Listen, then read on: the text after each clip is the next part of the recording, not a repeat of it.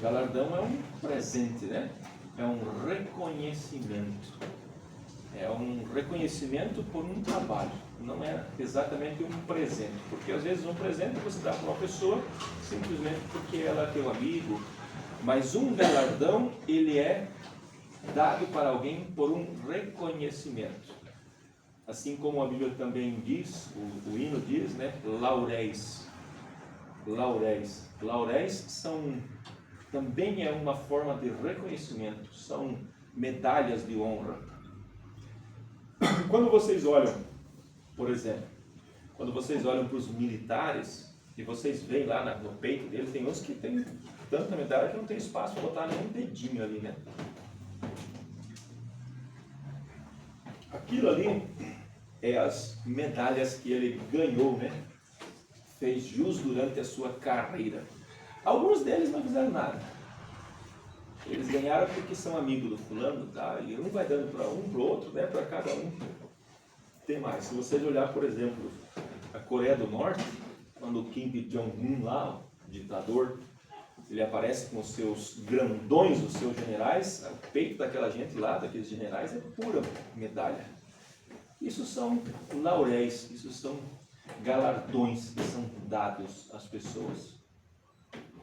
Mas a Bíblia diz que nós também vamos receber galardão. Mas nós não vamos receber galardão só porque Jesus olhar para nós, eu vou dar para você porque eu não tenho o que fazer com essa moeda, ou com essa medalha.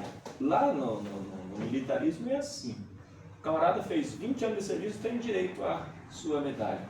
Claro, tem que ter um certo porte, né? Mas não importa se ele é um bom polícia ou se ele não é, ele vai receber a medalha dele. Chega um certo tempo, ele recebe uma outra medalha de honra ao mérito. Isso é dividido em, só para vocês saberem o que eu quero explicar. É dividido em 3 categorias, né?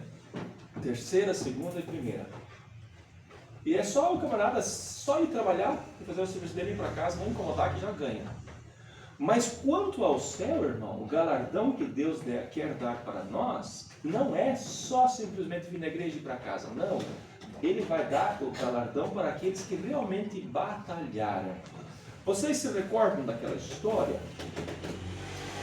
Dizem que, eu creio que foi Alexandre o Grande, mas ou foi Napoleão Bonaparte, que depois de ganhar conquistar uma certa nação e ele voltar para a sua pátria, ele chamou o seu exército e ele disse: nós vamos fazer o nosso desfile da vitória, comemorando a nossa vitória. E eu vou chamar para sentar comigo na minha carruagem, no meu trono, aquele soldado que foi o mais batalhador, aquele que mais lutou na batalha, aquele que se esforçou mais na batalha. Claro que os generais, os capitães, né, aqueles centurião, eles se arrumaram, né, lustraram as suas espadas, as bainhas das suas espadas, colocaram a sua melhor roupa de gala, as suas medalhas. E esse ditador, ou esse imperador, parou diante da tropa e a tropa foi desfilando diante dele. E foi passando os grandes, né, os primeiros batalhões, dos fortes, daqueles que estavam bem, que não haviam se machucado na batalha. Sim, eles tinham lutado, tinham lutado na batalha. Estavam ali e venceram, estavam ali porque venceram. Mas foi passando e todo mundo foi passando, aquela desfile militar, aquele cortejo, né, foi passando, e lá bem no final da fila vinha vindo um soldado caminhando desse jeito assim, mancando, quase que nem o nosso irmãozinho Tato, né, uma muleta se esforçando, batalhando.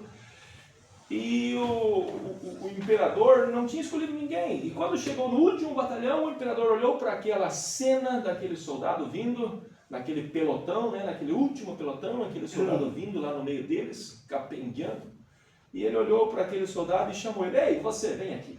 Parou todo o desfile e lá foram todos, né? Você sabe que não é só parar de qualquer jeito, né? Você vira para ele lá e fica em posição de sentido. O comandante do desfile deu ordem, ficaram todos nesse sentido, e o imperador disse: venha você aqui, eu quero conversar contigo.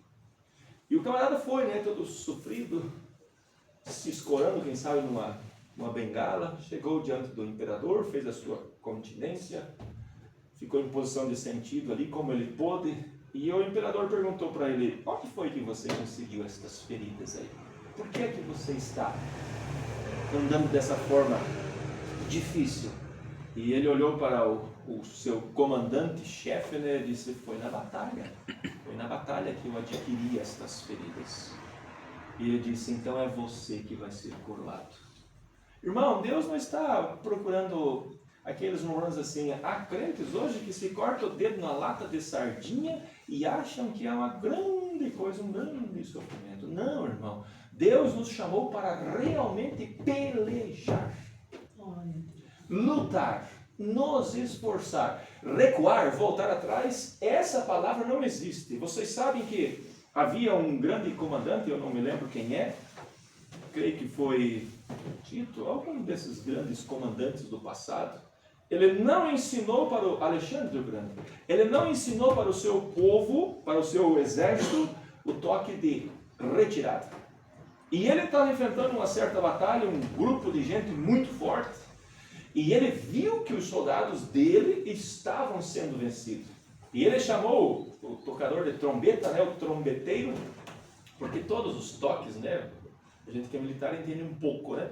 Tudo que o trombeteiro toca lá tem um sentido, tem um significado.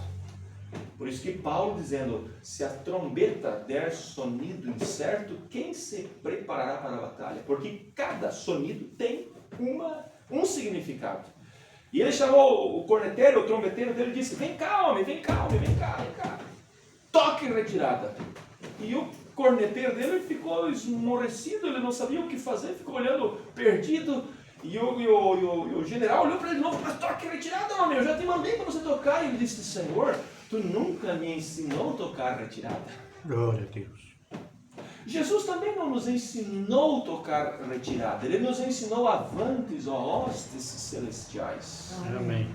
Ele nunca disse para Moisés assim, quando Moisés chegou diante do Mar Vermelho, o faraó atrás: toque em retirada, Moisés. Não, ele disse: toque avante, Moisés. Diga ao povo que marche. Aleluia.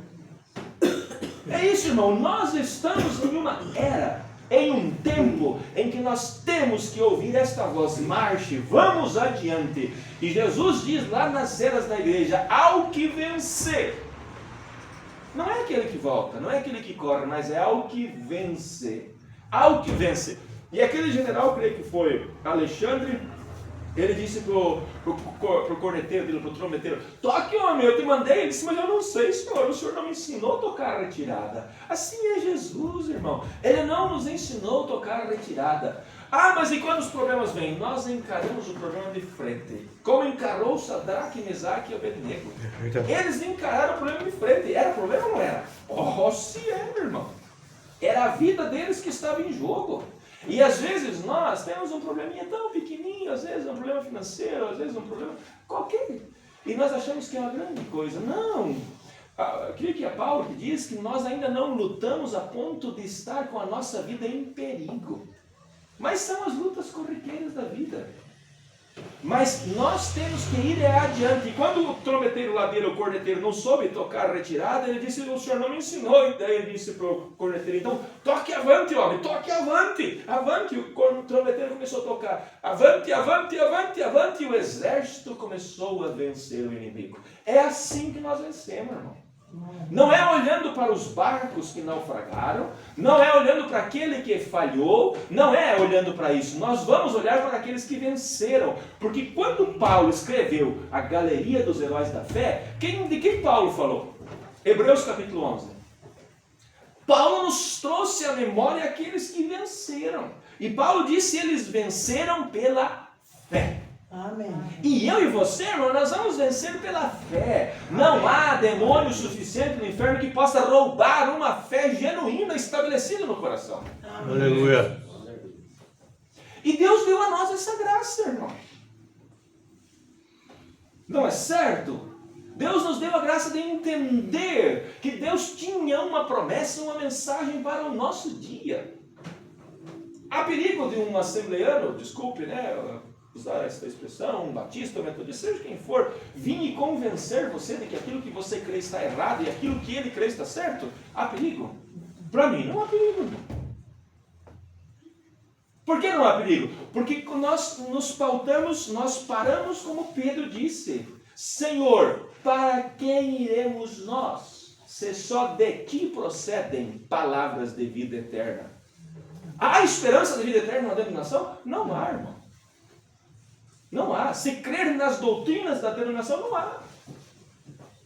Mas a mim e a você, irmão, Deus tem nos dado, como disse Paulo, grandíssimas promessas. Não é grandes, é grandíssimas. Superlativo, né? Grandíssimas promessas. E é aí onde que nós temos que parar o nosso pé. Senhor, se eu não posso avançar, voltar eu não volto. Como diz aquele hino, atrás não volto, não volto não. Jesus na frente, Ele é o nosso capitão e nós vamos andando, vamos andando. Se não puder ir à frente, nós paramos, suplicamos por graça e por misericórdia, mas voltar, essa não é uma opção. Como diz o pastor Febrônio, o irmão Brana também diz isso, a nossa fé, ela não está em um balcão de negócios, num leilão. Quem dá mais? Não, o diabo vem e te oferece uma coisa. Outro vem e oferece riqueza, outro vem e oferece vida fácil, outro vem e oferece prazeres do mundo. Nossa fé não está no balcão de negócios. Aí é que está, irmão, a nossa fé tem que estar firmada. Aonde? Por isso que o Romano nos ensina que a fé do verdadeiro cristão, ela não está edificada, ela não está firmada no homem. Ela não está firmada no homem pastor. Ela não está firmada no homem mãe, ou na mulher mãe, ou no homem pai. Ela está firmada, edificada sobre um fundamento. E que fundamento é esse? Cristo. E a sua palavra. Amém. Por isso que eu e você não tem como o diabo nos enganar, irmão. Porque se nós estamos olhando para Cristo e a sua palavra, Cristo e a sua palavra não falham. Nunca falhou e nunca vai falhar. É verdade. Agora, se nós estamos olhando para o homem falha. E aí é onde que muitas pessoas têm deixado a fé, abandonado a fé, por causa de outras pessoas. Eu não vou mais na igreja por causa daquele fulano, eu não vou na igreja por causa daquele ciclano. Irmão, se nós agimos dessa maneira, mostra que a nossa fé nunca esteve na palavra de Deus, mas esteve em um homem ou em uma mulher, ou em um povo, em um grupo. Mas se a nossa fé está na palavra de Deus, irmão, não tem o que faça você voltar atrás, nem eu. Irmão, veja bem, deixa-me só um pouquinho aqui, eu sei que eu ainda não li a Bíblia, mas nós vamos ler. Deixa-me só aprofundar um pouquinho para nós entender isso. Para nós ver, eu ia entrar na mensagem a respeito hoje, mas eu creio que eu vou deixar para sábado, para nós encerrarmos a mensagem a respeito. Eu vou falar um pouquinho sobre isso aqui, a fé. Aonde a fé está firmada? Aonde que a nossa fé está firmada? A nossa fé, ela está firmada na palavra de Deus. Amém. É aí que tem que estar. Esse é o firme fundamento. Porque o diabo vai tentar você. Ele vai tentar te dar uma rasteira, ele vai tentar te derrubar, ele vai tentar fazer você desistir. Porque esse é o trabalho dele. Mas nós não podemos dar a ele esta oportunidade ou deixar que ele faça isso. E como é que nós não deixamos? É nos parando pela palavra de Deus. Está escrito. Como eu gosto daquela escritura. Quando Jesus disse para o diabo, está escrito. E se Jesus venceu o diabo usando esta escritura, irmão, eu e você vamos vencer da mesma maneira. Amém. Olha, por exemplo, vamos citar um exemplo para nós fixar isso. Pedro era um discípulo de Jesus. Vamos dizer, Pedro, ele era, segundo o que a psicologia define, ele era um sanguíneo. Tem 3 definições, né? Eu não sei, não me lembro dos outros definições. Mas um dia Jesus começou a dizer para os discípulos assim: é necessário que o Filho do Homem, falando dele, né, vá até Jerusalém e lá seja escarnecido, seja preso, seja escarnecido pelos principais, pelos líderes, pelos príncipes, pelos sacerdotes, e por fim seja morto. Sabe o que Pedro fez? Pedro chamou Jesus à parte, né? Tirou do meio da multidão, do meio dos discípulos, levou Jesus à parte, como querendo conversar com ele, algum assunto particular, e disse para Jesus assim: Senhor, tenha dó de ti mesmo. O Senhor, com todo o poder que tem, eu vi o Senhor só parar diante do túmulo de Lázaro, da tumba de Lázaro, onde Lázaro estava morto há 4 dias. Eu vi o Senhor parar lá e chamar Lázaro para fora, e Lázaro sair, um homem que estava morto há 4 dias. Eu vi quando o Senhor, aquele esquife, estava passando, a viúva de Naim estava indo, aquele cortejo fúnebre estava levando o único filho daquela viúva, e ela chorando, e o Senhor parou, tocou lá no caixão e disse: não chorem, eu vou despertá-lo, eu vou trazê-lo à vida. Tocou no caixão e o menino levantou. O Senhor tem poder. Eu estava lá quando o Senhor parou a tempestade no meio do mar. Não deixa isso acontecer contigo mesmo. Sabe o que foi que Jesus fez? Jesus só se virou para ele e disse: para trás de mim, Satanás. Ei, irmão, será que foi uma correçãozinha mais ou menos?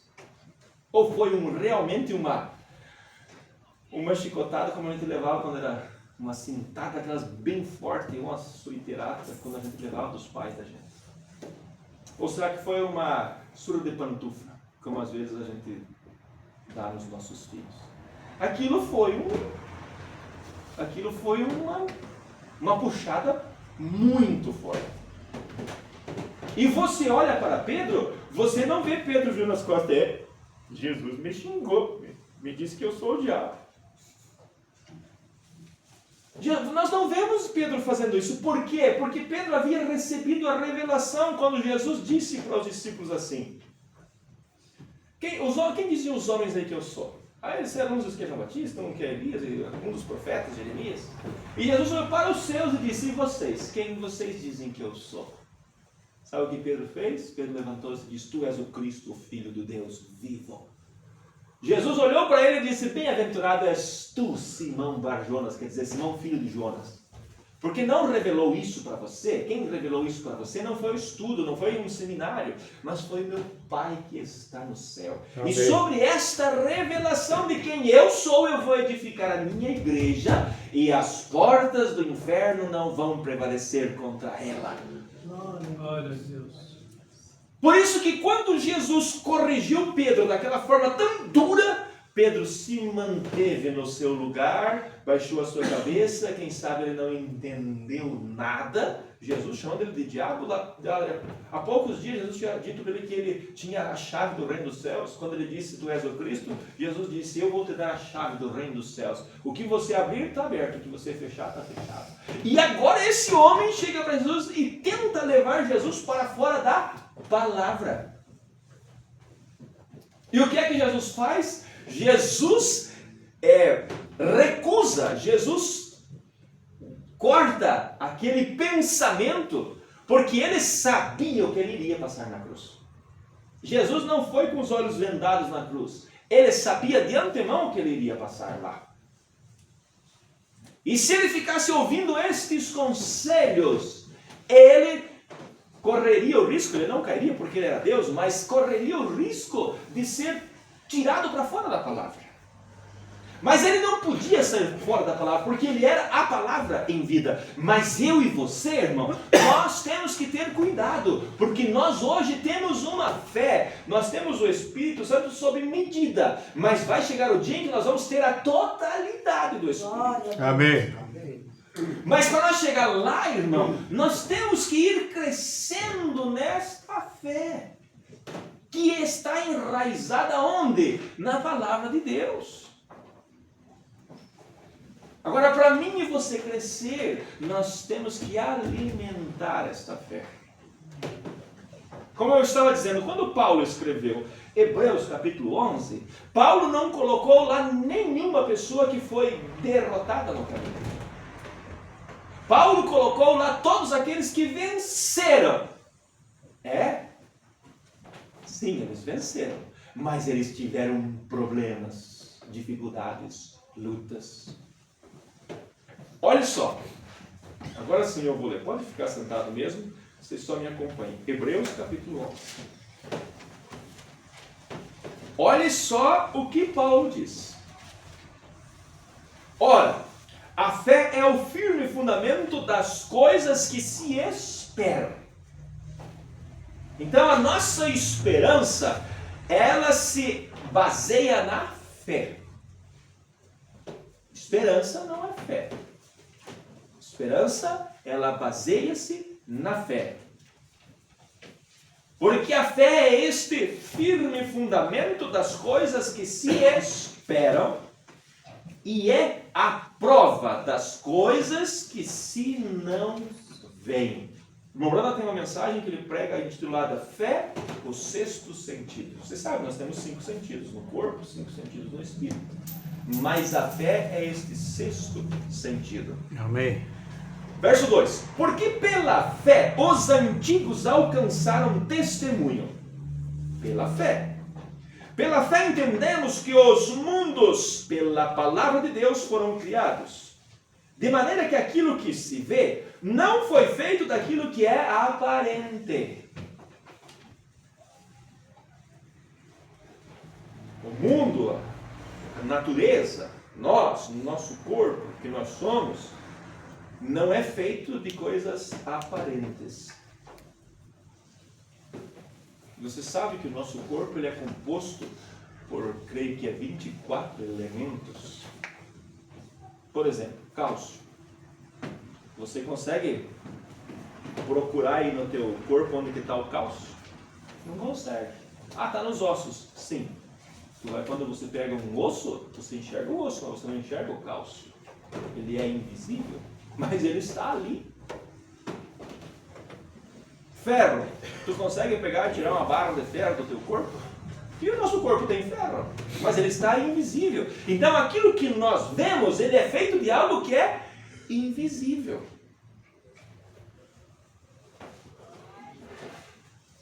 Pela fé, Abel ofereceu a Deus maior sacrifício do que Caim, pelo que alcançou o testemunho de que era justo, dando Deus testemunho dos seus dons, dos seus presentes, e por ela, depois de morto, ainda fala. Pela fé, Enoque foi transladado para não ver a morte, e não foi achado porque Deus o transladara. Visto como antes da sua transladação, alcançou o testemunho de que agradara a Deus. Pela fé, ora, sem fé é impossível agradar-lhe, porque é necessário que aquele que se aproxima de Deus creia que Ele existe e que é galardoador daqueles que o buscam. Amém. Agora nós vamos olhar para um homem que foi perfeito. Verso 7.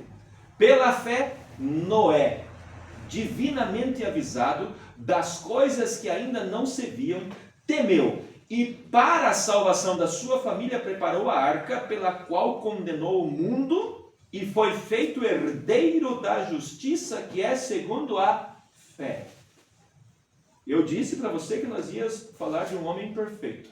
Quem foi Noé? Noé foi aquele que construiu a arca. Construiu a arca, segundo a palavra de Deus, tirou a humanidade e os animais que respiram do velho mundo e trouxe para o novo mundo. E o que fez Noé depois que estava no novo mundo? Plantou uma vinha, bebeu, se embriagou, se pelou no meio da sala e estava lá fazendo um striptease. E o que é que Paulo fala dele? Paulo diz que ele era o pregoeiro da justiça e foi feito herdeiro da justiça que é segundo a fé. Então, por que eu estou dizendo isso, irmão? Porque muitas vezes nós pensamos que estes homens do Velho Testamento, eles foram perfeitos no sentido de que nunca erraram, nunca cometeram nenhuma fraqueza. Não, irmão. Eles eram o mesmo ser humano que eu e você. Mas quando eles creram no sacrifício, e era sacrifício de animais, não era o sacrifício do Cordeiro de Deus, Cristo, eles foram aperfeiçoados por aquele sacrifício, olhando para o Cordeiro de Deus. E nós, hoje aqui, eles olhavam para frente, nós olhamos para trás. E a nossa fé, irmão, quando nós tomamos Deus na sua palavra, mesmo que nós tenhamos as nossas fraquezas, os nossos problemas, mesmo quando nós tenhamos os nossos problemas, quando nós nos achegamos diante dele, crendo naquele sacrifício do Calvário, que nos lava e nos purifica de todos os pecados, esse será escrito o nosso Novo Testamento do outro lado, da mesma forma que foi escrito em Noé. Porque Deus não olha a nossa justiça. Deus olha a justiça do nosso Cordeiro. E o nosso Cordeiro foi justo. O nosso Cordeiro é Cristo. Amém. Amém. Aleluia. Irmão, isso é o que nós... E aí é onde a nossa fé tem que estar firmada, né? É aí. Porque esta palavra de Deus nos promete isso. Isaías 53, ele foi ferido, ele foi moído por causa do quê? Das nossas iniquidades. O castigo que nos traz a paz hoje estava sobre ele. Ele levou sobre si os nossos fardos. Ele levou sobre si as nossas dores. Ele levou sobre si as nossas iniquidades.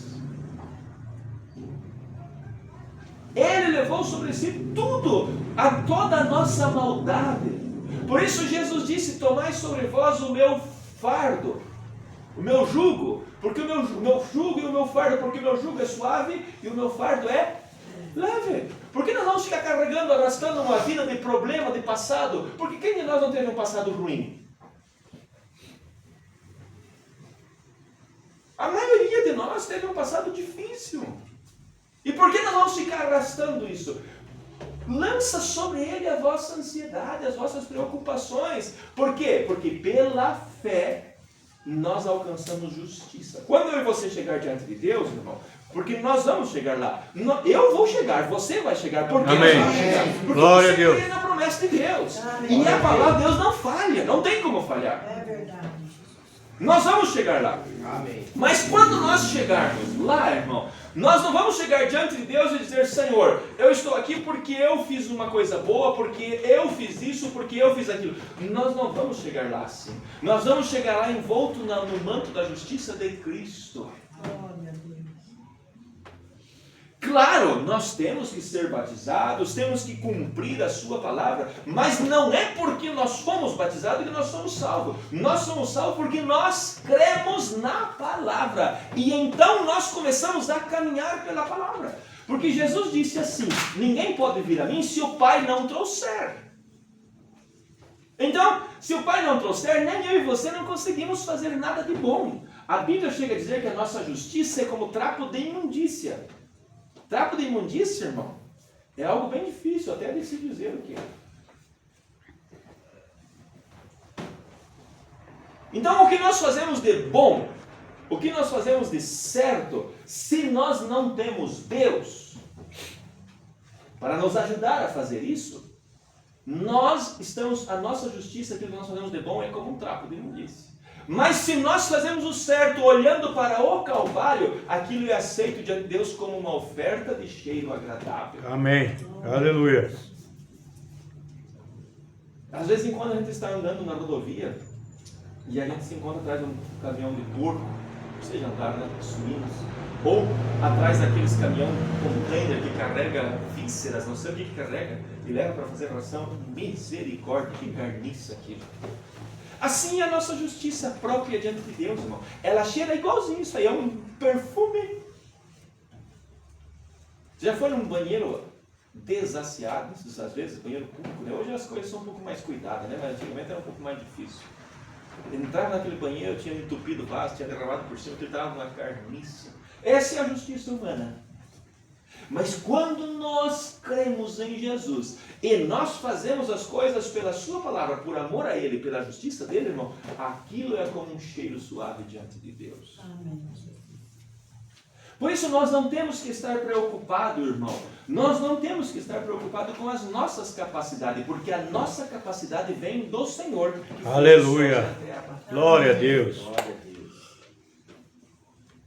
Porque o diabo ele é especialista de vir dizer, mas você errou, mas você falhou, mas você é isso, mas você é aquilo. Eu gosto muito, né, de citar a história de Lutero. Né? Lutero estava traduzindo o Novo Testamento, e enquanto estava traduzindo o Novo Testamento, claro que o diabo não gostou daquilo, ele sabia onde isso levaria. Ele podia prever aonde isso levaria. A libertação do sistema católico romano. E ele, para tentar desestimular Lutero, ele disse para Lutero, eu vou cortar teu pescoço. E realmente, Lutero foi até Roma, e ele disse, eu vou a Roma, eu não tenho medo, nem que cada telha do telhado daquela basílica onde eu vou ser questionado, seja um demônio, eu vou, eu não tenho medo. Mas ele foi, defendeu as 95 teses, né? 95 teses, né? Lá em Roma, e quando ele estava voltando, o Papa havia contratado um grupo de homens ímpios, pistoleiros, para matar Lutero. Antes que aquele grupo conseguisse, Lutero chegasse onde estava emboscado, um outro grupo sequestrou Lutero. E esse grupo que sequestrou Lutero era do barão da Alemanha. E esse homem levou Lutero para o castelo de São Petersburgo, creio que é. E lá Lutero ficou escondido traduzindo o Novo Testamento do latim para o alemão. Claro, irmão, o diabo não gostou disso. E ele apareceu para Lutero, e como eu disse, né, nós fazia, na época da escola, fazia aquela escola, né, tudo dobradinho assim, e aquilo era uma tripa, né, comprida, mas ela ficava bem pequenininha, o professor não podia enxergar. Lutero, o diabo chegou diante de Lutero com aquela lista de coisas, e chegou diante de Lutero e disse, Lutero, está aqui, ó, o que está escrito aqui? Martinho Lutero. Então veja aqui, ó, isso aqui é o que eu tenho anotado. Isso é o que eu tenho anotado de tudo que você fez. E ele largou aquela ficha, né? Aquilo quem sabe foi se desenrolando e parou lá no chão. E ele ficou segurando. E Lutero começou a ler o que estava escrito. E Lutero reconheceu que realmente aquilo ele tinha feito. Ele realmente tinha feito aquilo. Irmão, quando eu e você olhamos para nós, é a mesma coisa, o diabo vem na nossa consciência e diz, você fez isso. E você vai lá e você sabe, você olha e você vê, fez realmente. E Lutero foi lendo, realmente eu fiz isso, realmente. E aí o diabo, e aí? Né? Ficou musculoso, achou que agora venci você, Lutero. Sabe o que foi que Lutero fez? Pegou o tinteiro que ele estava escrevendo, jogou no diabo, quem sabe sujou tudo a parede, a cortina de tinta e disse, vai-te Satanás, porque na cruz de Jesus Cristo, Ele pagou o nosso, e Ele pagou isso aí. Aleluia. Diante de Deus não tem nada disso escrito, irmão, nós temos um Novo Testamento, é isso que Paulo está dizendo dos nossos irmãos do passado. Paulo não diz, o Noé lá se embriagou, fez uma coisa feia. Paulo, o que Paulo diz? Pela fé Noé, divinamente avisado das coisas que ainda não se viam, temeu e para a salvação da sua família preparou a arca pela qual condenou o mundo e foi feito herdeiro da justiça, que é segundo a fé. Quem pode contestar isso? Ninguém.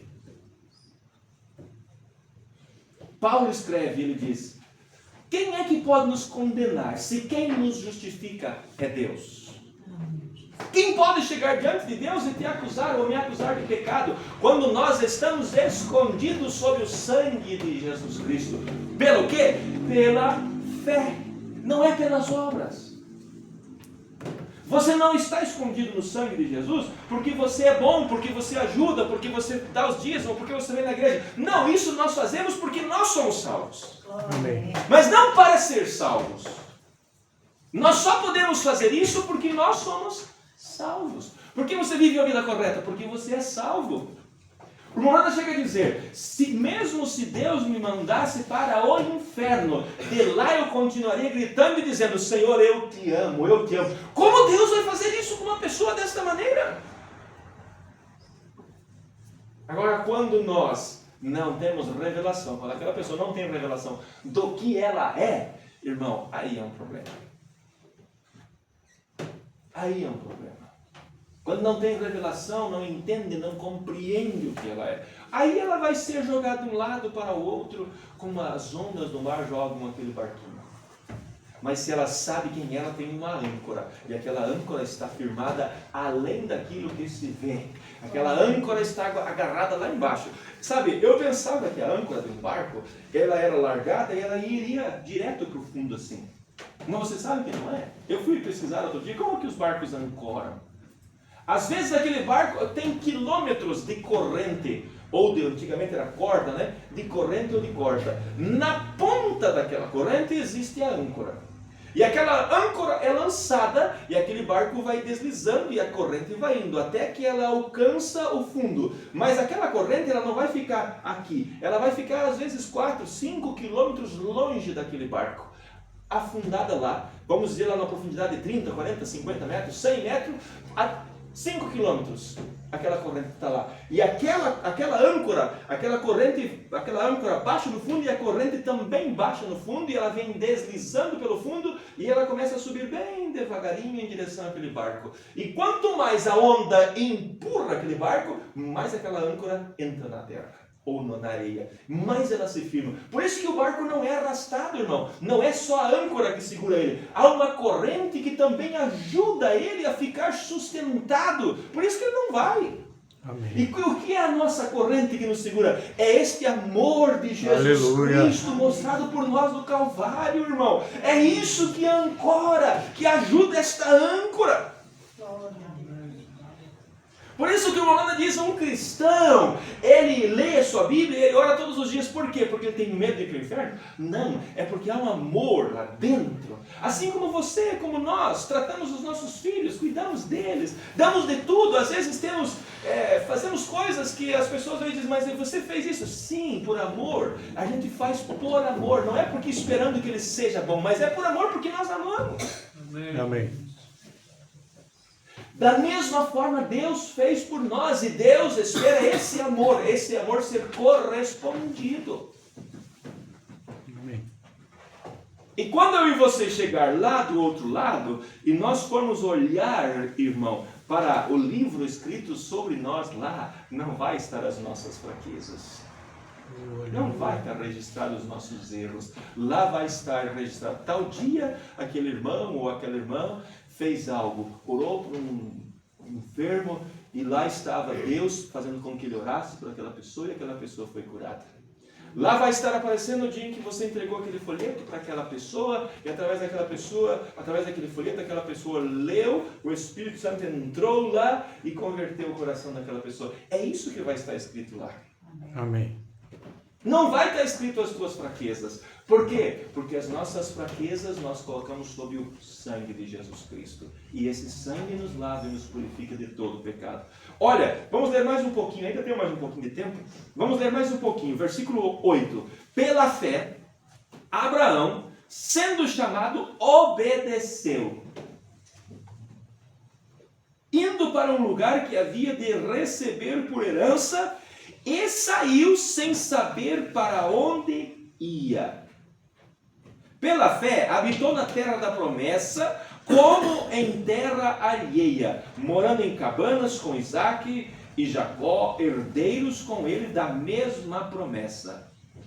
Porque esperava a cidade que tem fundamentos, da qual o artífice e construtor é Deus. Pela fé também a mesma Sara recebeu a virtude de conceber e deu à luz já fora de idade, porquanto teve fiel aquele que lhe tinha prometido. Você já leu o que Sara fez? Lá na história de Sara, você leu o que Abraão fez? Deus disse para Abraão, sai do meio da tua parentela, da tua terra, da tua parentela, e vai peregrinar para a terra que eu te mostrarei. O que foi que Abraão fez? Realmente ele foi, mas ele levou Ló junto. Está escrito isso aqui? Não, não está escrito. Porque durante a caminhada de Abraão, Deus fez com que ele cumprisse exatamente aquilo que acerca dele estava escrito, ou a promessa que Deus havia dado a ele. Abraão não desceu ao Egito duas vezes, uma vez ao Egito e uma vez a Gerar? Desceu. E está escrito isso aqui? Não, aqui está escrito que Abraão creu em Deus. Sara não duvidou quando o anjo disse, Sara vai conceber. A tua mulher, Abraão, vai conceber. No tempo da vida, ela vai gerar um filho. Sara riu lá na tenda e disse, como que vai acontecer isso comigo, Senhor? Não tem lógica, eu já sou uma mulher de 90 anos de idade, 89 anos, como é que vou ter filho? O anjo disse, de costas da tenda, disse, por que Sara riu? Está escrito isso aqui? Não, irmão, não está. Porque o sangue de Jesus Cristo nos lava e nos purifica de todo o pecado. Aleluia. Pela fé, nós vamos chegar lá. Amém. Por isso, continua caminhando, irmão. Não olha para trás. Não olha para os problemas. Não olhe nem para os problemas que estão na frente. Olhe para a cruz do Calvário. É lá onde a nossa visão, os nossos olhos têm que estar fixos. É lá, porque foi lá aonde Jesus pagou o preço por nós. Glória a Deus. E nós vamos chegar no céu, não porque nós somos bons, mas porque nós temos um Salvador. E Ele é esse Salvador que venceu por nós. E quando nós chegarmos lá, nós vamos receber esses galardões. Eu não sei, irmão, que galardão terei, mas o meu galardão será chegar lá, irmão. Aleluia. Eu não sei, aquele escravo disse, eu não quero presente nenhum, não quero nada, não quero capa, não quero coroa, eu quero ficar olhando para ele por 1000 anos. Eu não sei, irmão, mas o que eu quero é, como diz o pastor Giovanni, se eu tiver que tombar, eu quero tombar para dentro daquela porta. Aleluia. Isso é o que eu quero. E pela fé, e pela graça de Deus, eu chegarei lá. Amém. Você chegará lá. Aleluia. Porque Deus não nos chamou para nos perder, irmão. Não. Nós vamos chegar lá. Aleluia. Vamos entrar por aquelas portas. Abraão procurou uma cidade cujo artífice e construtor era Deus. Ele não a encontrou. Mas nós a encontraremos. Oh, aleluia. Glória a Deus. Oh, irmão, aquele que diz assim, há uma terra além do rio que chamamos doce terra.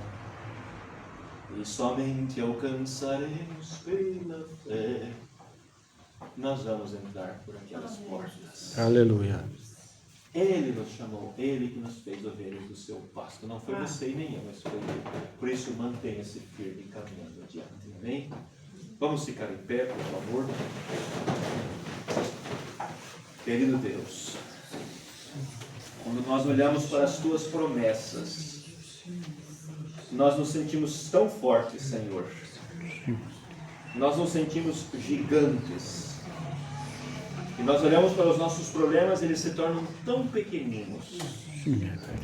E esta é a visão que nós queremos manter, Senhor, sempre dentro de nós. Porque o Senhor é Deus Todo-Poderoso. E deu a nós este privilégio de ter fé para crer no invisível.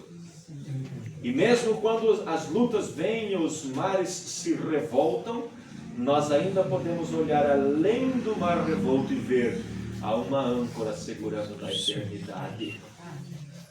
Oh Deus, mantenha-nos firmes, mantenha esta fé, Senhor, pulsando em nossos corações.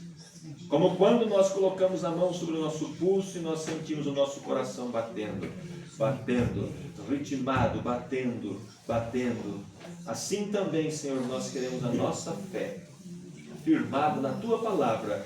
E quando as lutas, os desafios, os problemas, as enfermidades, as dificuldades chegam, Senhor, vierem, as ondas revoltas deste mar vierem, nós queremos estar segurando, Pai, estar observando, estar vendo o pulsar desta âncora da nossa fé. Permaneça firme. Eu sou contigo, eu sou teu Deus, eu sou teu Salvador, eu estarei convosco todos os dias.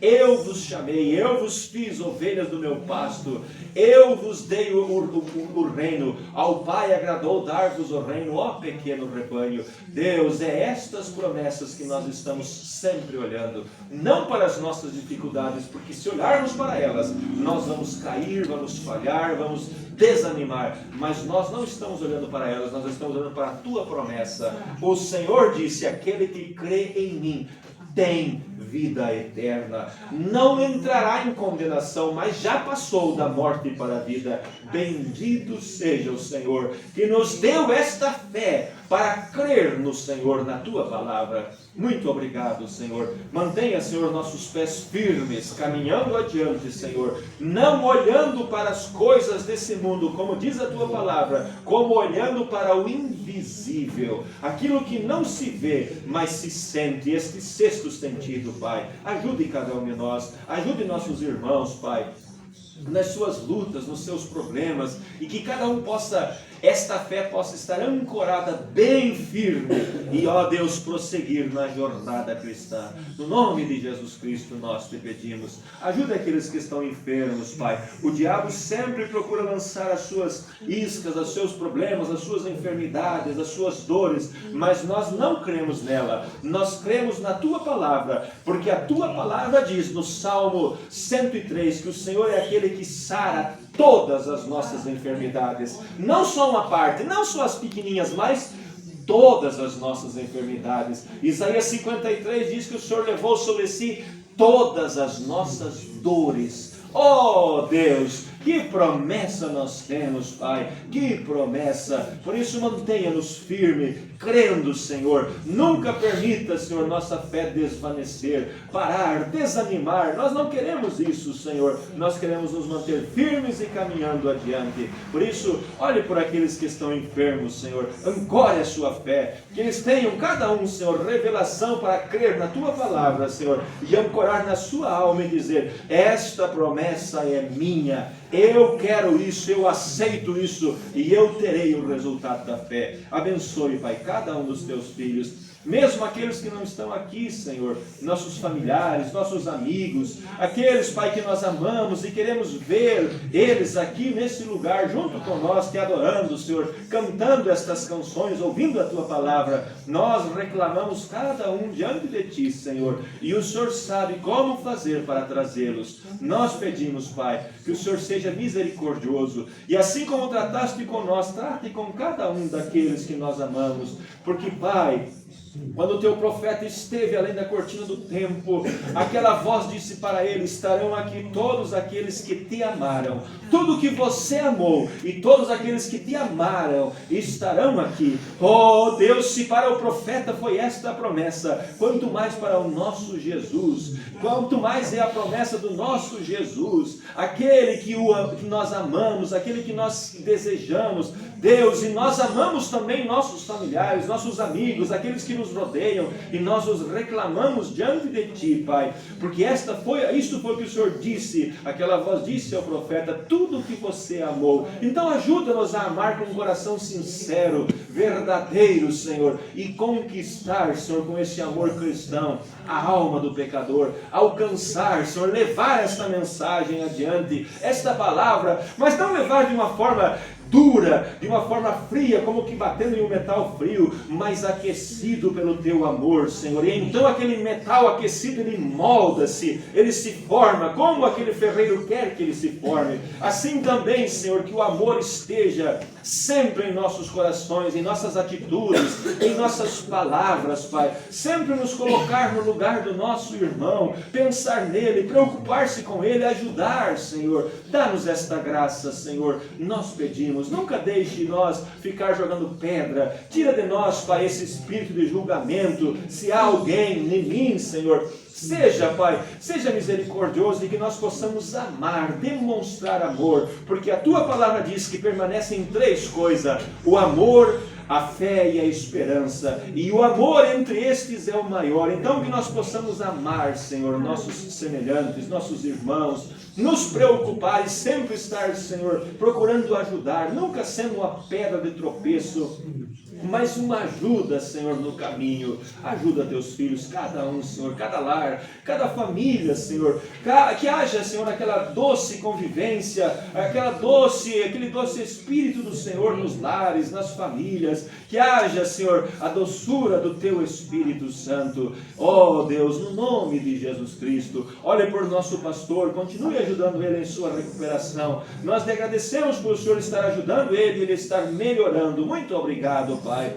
Continue o ajudando. E assim cada um daqueles que estão enfermos, Pai. O irmão José Barros e a irmã Maria, que estavam muito engripados, nós pedimos a Ti por eles, os colocamos diante de Ti, Senhor. E os demais, Pai, que estão passando por doenças, por problemas, o Senhor é Deus, o Senhor pode fazer com que as coisas funcionem, voltem a funcionar. Também, Senhor, oramos pelo Davi lá no hospital, Senhor. Tenha misericórdia, Senhor. O Senhor é Deus para ajudá-lo nesta hora, Senhor. E oramos, Pai, por todos, todas as famílias, todos os lares, que sejam abençoados, Pai. E aqueles que não têm revelação, possam alcançar a revelação. Abençoe a família do irmão Bueno, ali de Ponte Serrada, Senhor. Aquela criança que nós fomos orar por ele. Deus, que seja restaurado completamente e que nós possamos ouvir, Senhor, o testemunho deles. Ajude, trate com aquela família, salve eles, Pai. Deus, nós pedimos, Pai, no nome de Jesus Cristo, e a Ti nós daremos toda a glória, todo louvor, toda adoração. Seja com Teus filhos, leve cada um aos seus lares, proteja, livra do mal e dá-nos um bom restante de semana, guardados pela Tua presença. E sábado, quando viemos aqui, Senhor, viremos aqui, teremos o culto, teremos a ceia. Pai, que seja, Deus, memorável, que a Tua presença possa estar conosco. Se há algo que não está correto, que nós fizemos errado, que possamos ter a hombridade, Senhor, a coragem de voltar, acertar, pedir perdão, corrigir, Senhor, para vir à ceia, e então vir à ceia com uma consciência tranquila, com tudo sob o sangue de Jesus Cristo. Como disse Paulo, nos julgamos aqui para não sermos condenados como o mundo. Ajuda-nos a todos nós, no nome de Jesus Cristo nós lhe pedimos. Amém, Senhor.